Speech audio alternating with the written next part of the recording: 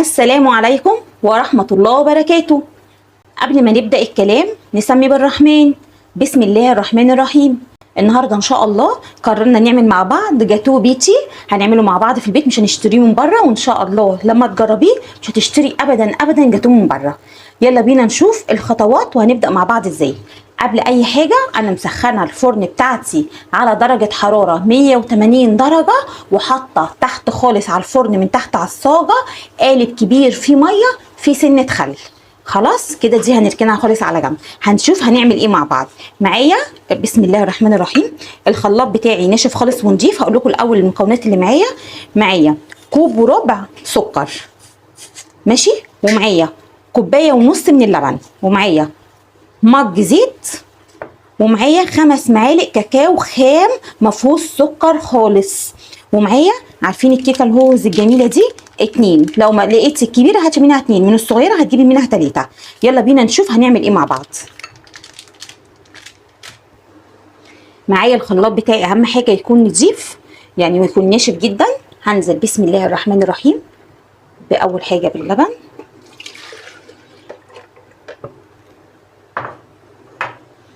وبعدين هنزل بالسكر،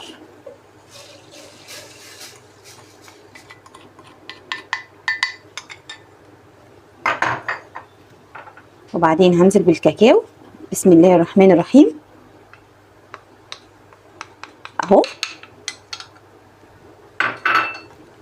وبعدين هنزل بالكيكه الهوز بتاعتي هقطعها اهي. بصوا هقطعها كده بايدي،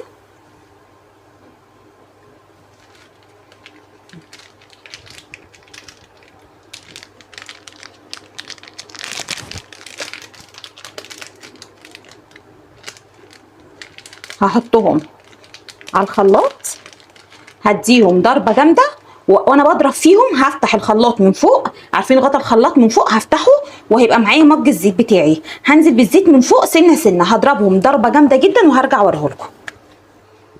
وهو الخليط بتاعي بعد ما ضربته في الخلاط اهو بسم الله الرحمن الرحيم. بصوا عايزه اوريكم بس القوام بتاعه. بصوا بسم الله، بصوا جميل ازاي. بصوا بقى هاخد مج منه هنا كده بسم الله،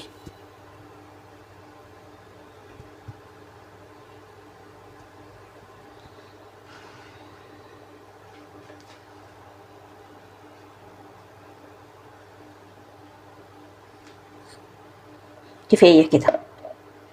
بصوا انا عايزه بس اوريه لكم تاني. بصوا ده هرفعه في الفريزر، هحط الخليط بتاعي ده في الفريزر. الخلاط بتاعي اهو. هقول لكم هنعمل ايه دلوقتي، هننزل في الخلاط بايه. دلوقتي الخليط الباقي معايا في الخلاط هنزل عليه ب4 حبايات من البيض. انا كان عندي بصراحه 2 احمر و2 ابيض، مش هتفرق خالص اهو. بسم الله،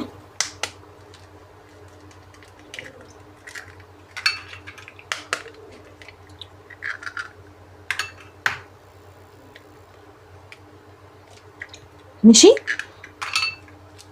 وكيس الفانيليا ده هنحط منه 2، هنحط منه 2 باكت.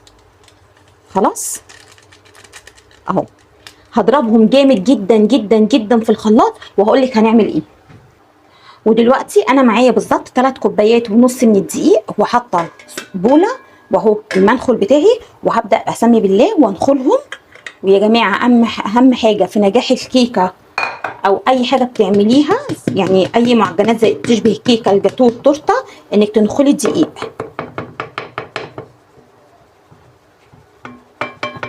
اهو. الدقيق بتاعي بعد ما نخلته هسمي بالله، وهنزل ب2 من الكيك شيف كده.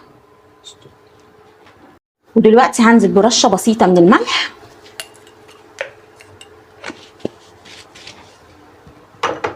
وهسمي بالله كده، وهقلب كل المكونات بتاعتي الجافه كده مع بعضها اهي، مع بعضها كده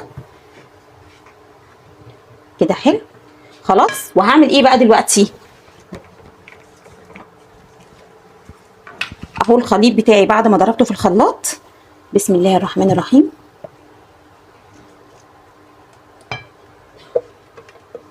نزليه كله. ودلوقتي هقلب الخليط بتاعي كله مع بعض.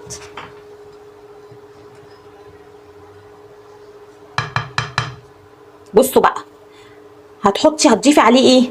قولي كده، تخيلي هتضيفي عليه مج الا ربع ميه سخنه بتغلي. ايوه ميه مغليه. بسم الله. ما تخافيش، بس اهم حاجه خلي ايدك كده جواه كده وقلبيه جامد جدا مع بعضه.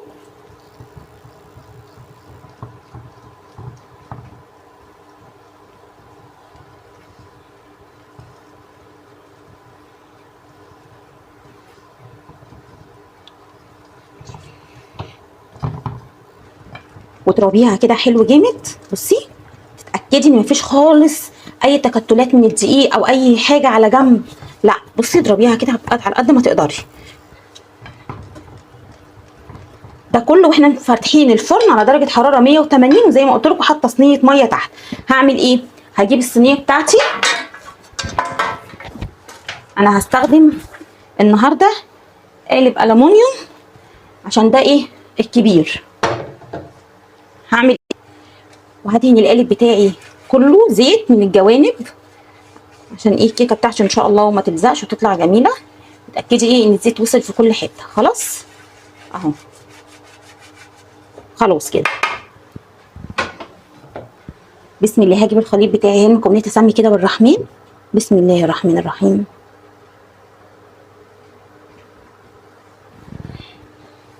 السلطانيه تقيله جدا اهو كده. اخبطيها كده، طلعي منها الهواء عشان كلها ايه تبقى متساويه.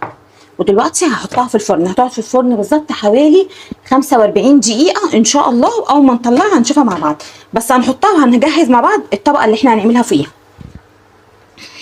ودلوقتي ان شاء الله هنحضر مع بعض احلى كريم شانتيه. معايا بالظبط كوبايه لبن ساقعه،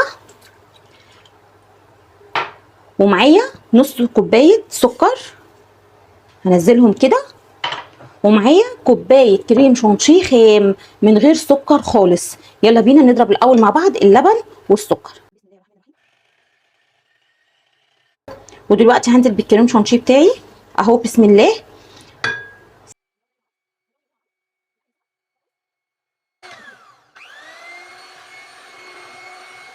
بس كده ضربته بالظبط حوالي 8 دقايق اهو. القوام بتاعه بقى جميل. هحطه برده في الفريزر لغايه لما اطلع الكيكه بتاعتي. دلوقتي اهي الكيكه بتاعتي بعد ما قعدت في الفرن بالظبط حوالي 45 دقيقه.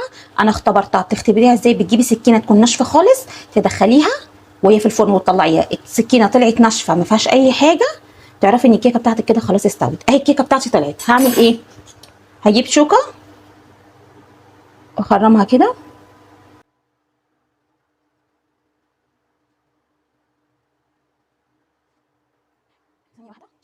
اي كيكه بتاعتي بعد ما خرمتها، لو عندك الخله او عصايه الشيش هتبقى جميله برضو. هاخد كده بسم الله، هسقيها لبن. ممكن ما تسقيهاش، بس هي بصراحه لما تسقيها لبن بتبقى جميله جدا، بتبقى فعلا فعلا عامله زي الجاتو. تسقيها من كل الجوانب يعني. ممكن ما تسقيهاش لبن، بس لو ما سقيتهاش لبن هتبقى كيكه عاديه، لكن لما تسقيها لبن بتبقى فعلا عامله زي الجاتو، بتبقى طريه جدا من جوه، بتبقى جميله. وحاولي توزعي اللبن في كل الفتحات اللي احنا عملناها عشان تبقى كلها شاربه من بعضها.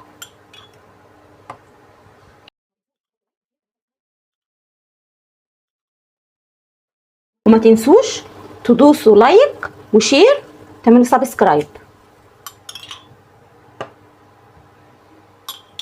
وبجد يا جماعه اللي يجربها يكتب لي في التعليقات لو عجبته.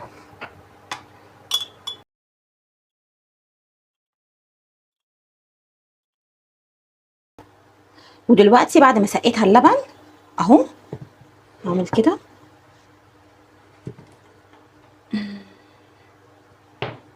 وهغطيها شويه عشان تتشرب من بعضها. خلاص. واول ما تهدى خالص هنرجع نشوف هنعمل ايه مع بعض. ودلوقتي هنزوق معانا الكيكه بتاعتنا بالكريم شانتيه بعد ما شربت اللبن بتاعنا كله. بصوا اللبن كله اختفى من على الوش. هنسمي بالله كده.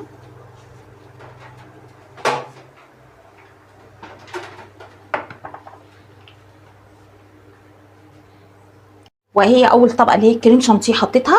هدخلها الفريزر بالظبط حوالي ربع ساعه، وبعدين هطلعها ونحط الطبقه الاخيره واوريه لكم ان شاء الله. دلوقتي اهي الكيكه بتاعتي بعد ما قعدت في التلاجة بالظبط في الفريزر حوالي ربع ساعه.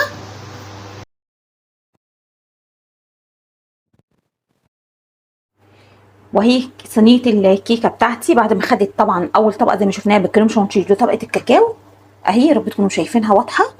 انا يا جماعه على فكره عايزه اقول لكم على حاجه، انا عينت من الكريم شانتيه حوالي معلقتين كبار، وعينت من الكاكاو حوالي برضو معلقه واحده، هعينها على جنب عشان ازوق بيها في الاخر خالص هوريها لكم. هرجع تاني احطها في الفريزر حوالي ربع ساعه، ولما اطلعها هوريها لكم. ودلوقتي اهي الكيكه بتاعتي بعد ما قعدت برضو في التلاجة ربع ساعه، هسمي بالله الرحمن الرحيم كده، هسمي بالرحمن وهبدا اقطعها. بسم الله الرحمن الرحيم. ودلوقتي هو انا قطعتها، قطعيها بالاحجام بالحجم اللي انت عايزاه، عايزه تقطعيها زي قطعيها، عايزه تقطعيها اصغر قطعيها، يعني انت وراحتك. هزوقها كده بسم الله الرحمن الرحيم. ودلوقتي معايا الشوكولاته بتاعتي الجميله دي. انا عايزه اقول لكم يا جماعه للاسف الكريم شانتيه يعني كنت محتاجه ازيد، فوانت بتعملي اطلعي اشطر مني وعيني ايه كميه اكتر.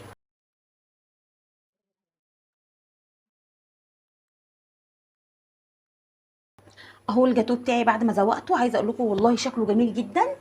دلوقتي هطلعه واوريه لكم. وهو الجاتوه بتاعي بعد ما خلص ان شاء الله لما تجربوه هيعجبكم.